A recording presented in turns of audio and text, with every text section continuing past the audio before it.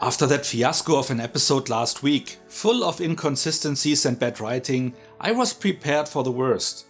Will the fourth chapter be as weak as the previous one? And if not, can the show still recover at the halfway mark, or is it too late to turn the corner? Hi there, it's Micha. Stay with me to find out my take on this.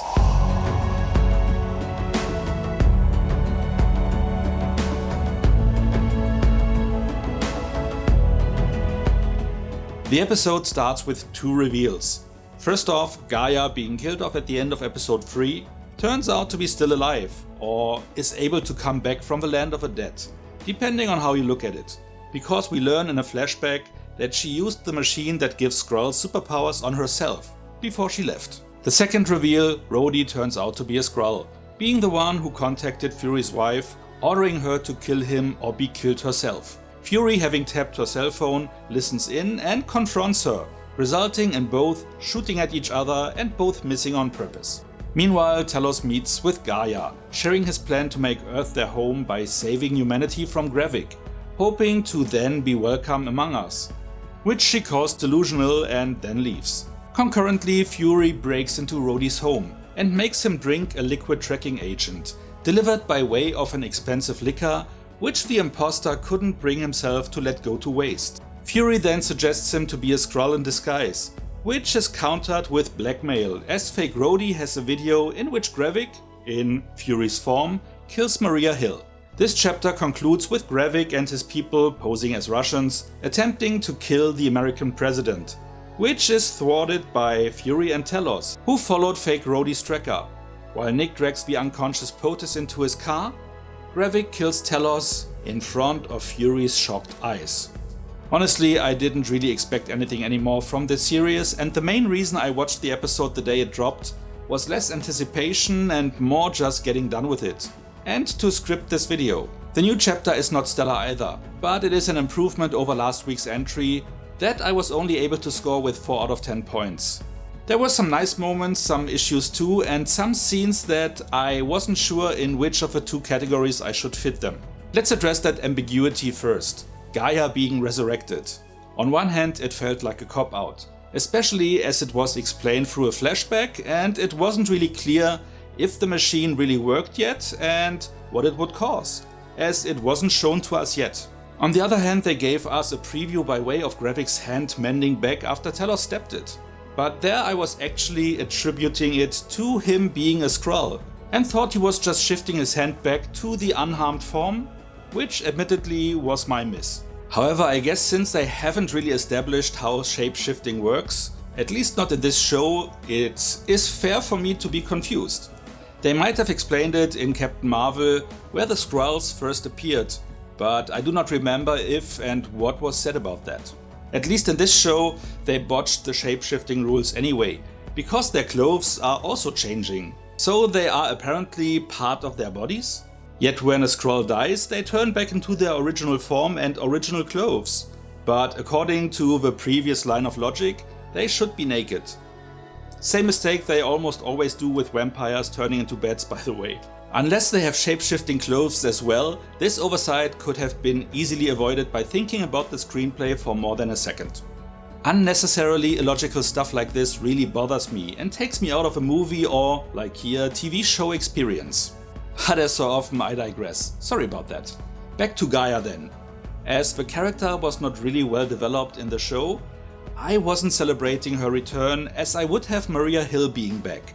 But I still was happy, as this also resurrected the possibility to examine her relationship with her father, which has potential and was previously teased but then feared lost due to her death. However, there was then just another badly scripted conversation between them, which again was wasted and led nowhere.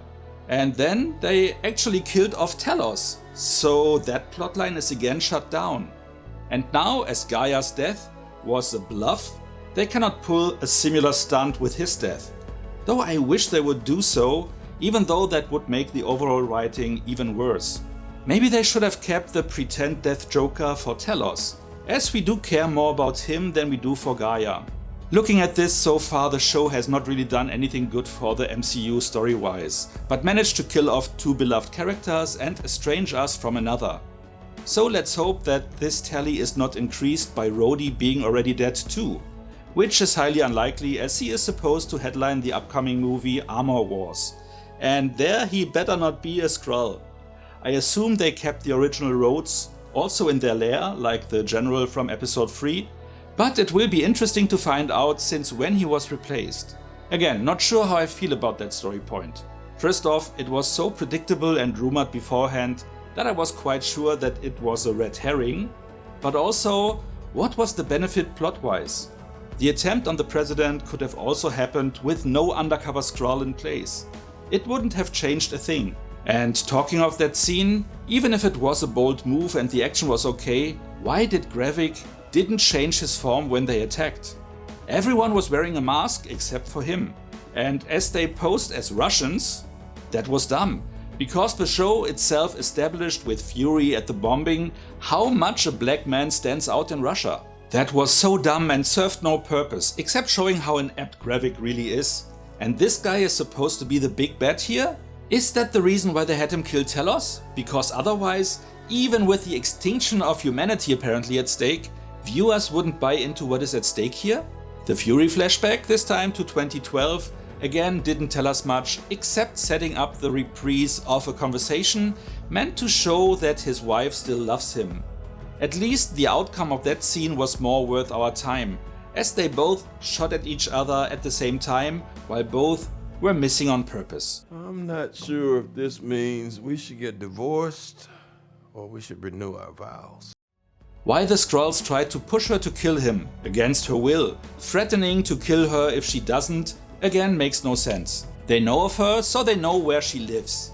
Why not send someone there to kill Fury who actually wants to kill him? And if they want him dead, why not do it at the bombing site in the pilot? Why didn't fake Rhodey kill him? Why blackmail him with a video instead of releasing it, pushing him into hiding?